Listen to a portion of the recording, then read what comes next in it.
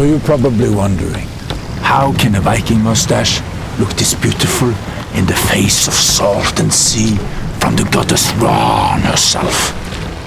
Well, Emil, you want to tell them? It's the creamy stuff from the bull's balls. No, I don't use that anymore.